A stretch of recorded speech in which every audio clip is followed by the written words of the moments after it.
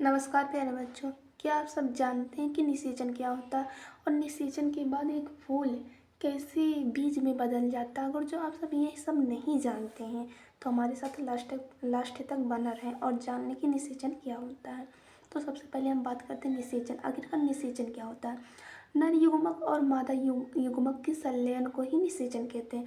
जो नर युग्मक होता है और मादा युग्मक होता है जो जब मिलते हैं तो उनसे ही निषेचन हो जाता है, मतलब भ्रूण का विकास होने लगता, बनने लगता है।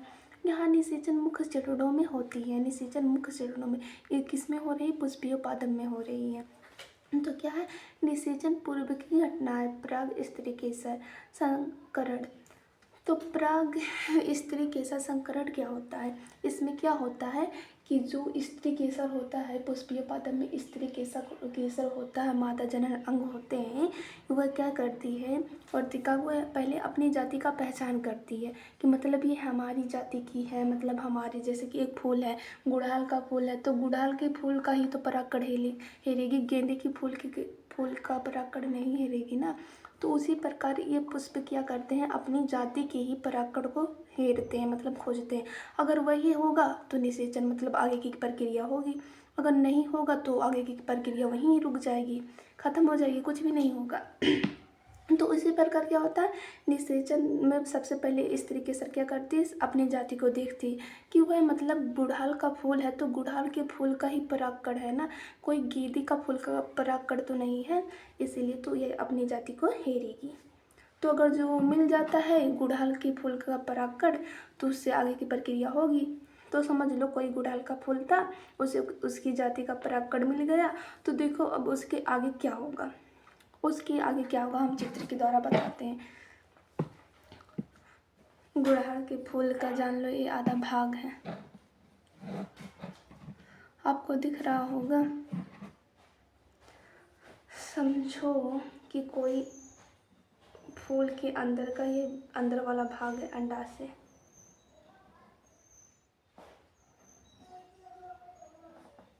अंदर वाला भाग है और ये ऊपर वाला भाग है, इसे कहेंगे वर्तिकाग्र। वर्तिकाग्र इसे कहेंगे वर्तिका, और इसे कहेंगे अंडाशय पूरे भाग को।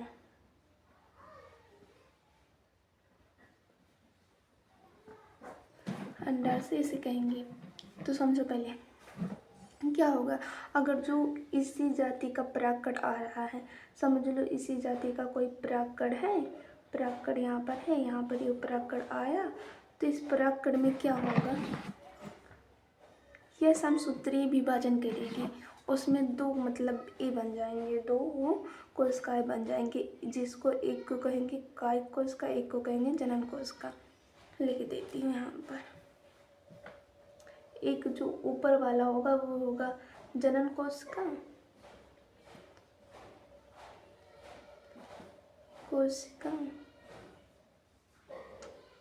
और ये नीचे वाला जो होगा इसे कहेंगे कायिक कोशिका।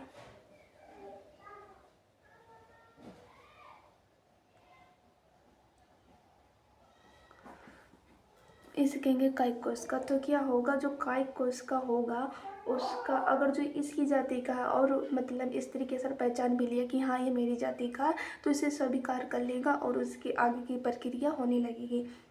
तो क्या होगा, कायिक कोशिका क्या करेगी, परागनली का निर्माण करेगी।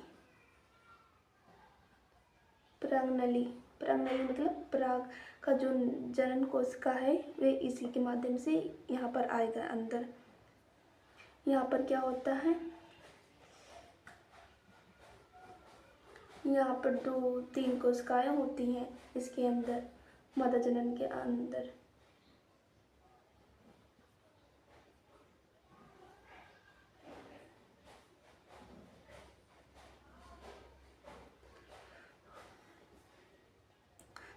तो यहाँ पर आप सबको याद होगा कि यहाँ पर पहले नंबर होता है अंड कोशिका, और यहाँ पर होता है द्विध्रुवीय कोशिका, और यहाँ पर प्रतिमुख कोशिका है।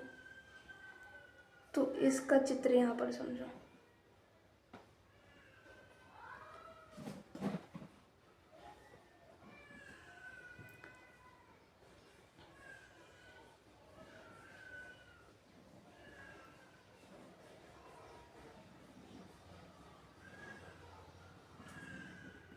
देखो यहाँ पर होगा अंड कोशिका और यहाँ पर होगा बीज दो ध्रुवीय कोशिका और यहाँ पर होगा प्रतिमुख कोशिका। तो जब जनन कोशिका परागनली का निर्माण कर ले मतलब कायिक कोशिका परागनली का निर्माण कर लेगी, तो जनन कोशिका जब आएगा परागनली के माध्यम से तो उसमें भी समसूत्रीय विभाजन होगा, जिसके द्वारा ये दो कोशिकाओं का निर्माण कर लेगा। परागनली जो जनन कोशिका है इसमें भी समसूत्रीय विभाजन होगा और यह दो कोशिकाओं का निर्माण करेगा, दो कोशिकाओं का।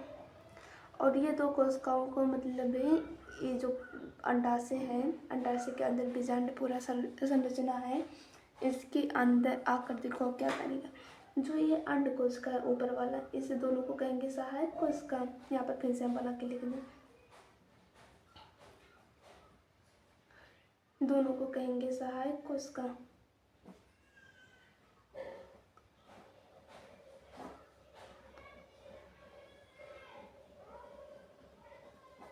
और इसे कहेंगे ऊपर वाले को अंड कोशिका जो बीच में होता है।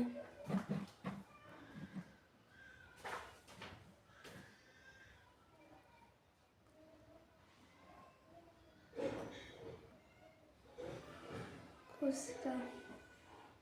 और उसके बाद में जो यहाँ पर प्रतिमुख कोशिकाएं होती हैं,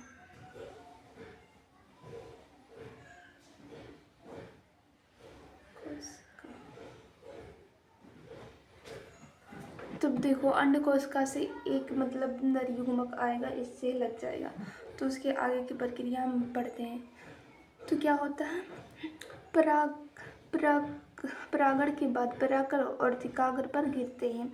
जब मतलब किसी माध्यम से परागण हो जाता है तो परागकण और्तिकाग्र पर गिरते हैं, तो क्या होता है उसके बाद और्तिकाग्र पर यह पहचानता है कि परागकण उसी जाति का है या नहीं। तो हम बताए थे ना कि परागकण पहचानेगा का उसी जाति का है या नहीं। अगर उसी जाति का होता है तो परागकण अंकुरित होता है और एक परागकण परागनलिका बनाता है, कायिक कोशिका परागनलिका बनाएगा और एक परागकण जो होता है जनन कोशिका बनाएगा, जो कि जनन कोशिका में दो समसूत्री विभाजन होता है, दो कोशिकाओं में बढ़ जाता है। अब दोहरा निषेचन क्या है। पुष्पीय पादप में निषेचन की प्रक्रिया अनोखी होती है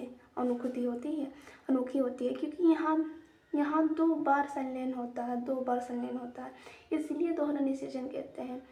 युग्मक संलयन अंडकोश का, एक अंडकोश का जो बताया था आपको, देखो ऊपर वाला अंडकोश का है, यहाँ पर एक ऊपर वाला जो अंडकोश का है, इससे क्या होगा, एक नर युग्मक आएगा जो समसूत्री विभाजन के द्वारा दो टुकड़ों में बट गया था। तो एक नर युग्मक आएगा जो कि यह भी अगुणित है, ये भी अगुणित है, तो दोनों युग्मनज बनाएंगे, युग्मनज से भ्रूण बन जाएगा। जो अंड कोशिका से एक जनन कोशिका मतलब एक अंड कोशिका से जो नर युग्मक मिलेगा तो युग्मनज बनेगा प्लस भ्रूण भी बनेगा, और उससे आगे चल के। और ध्रुवीय कोशिका क्या होती है, जो बीच वाली कोशिका होती है, जो बताए थे दो केंद्रक होते हैं इसके अंदर दो केंद्रक होते हैं, दो अगुणित होता है। एक नर युग्मक आता है इससे तो प्राथमिक भ्रूण केंद्र बनाता है, प्राथमिक भ्रूण केंद्र बनाता है और इससे आगे चल के भ्रूण पोष बन जाता है इससे, जो कि भ्रूण को पोषण देता है। निषेचन के बाद बदलाव क्या होता है, बीजांड जो होता है बीज में बदल जाता है, अंडाशय जो होता है फल में बदल जाता है, और युग्मनज जो होता है वह नन्हा भ्रूण बन जाता है, जो युग्मनज है जो नन्हा भ्रूण बन गया। और उसके बाद में जो क्या है बीजांड है वो जो इसके अंदर का होता है भाग वो फल में बदल जाता है, और अंडाशय होता है मतलब ये बीज में बदल जाएगा बीजांड, और अंडाशय अंडा में मतलब फल में बदल जाएगा। तो जो समझे ना कि अंडकोश का, हाँ, तो आशा करती हूँ कि आप सबको समझ में आ गया होगा। और अगर जो अच्छा लगे आपको वीडियो तो लाइक कमेंट सब्सक्राइब करना ना भूलें, प्लस शेयर भी कर लें, सब्सक्राइब भी कर लें हमारे चैनल को। तो मिलेंगे कल, तब तक के लिए जय हिंद जय भारत।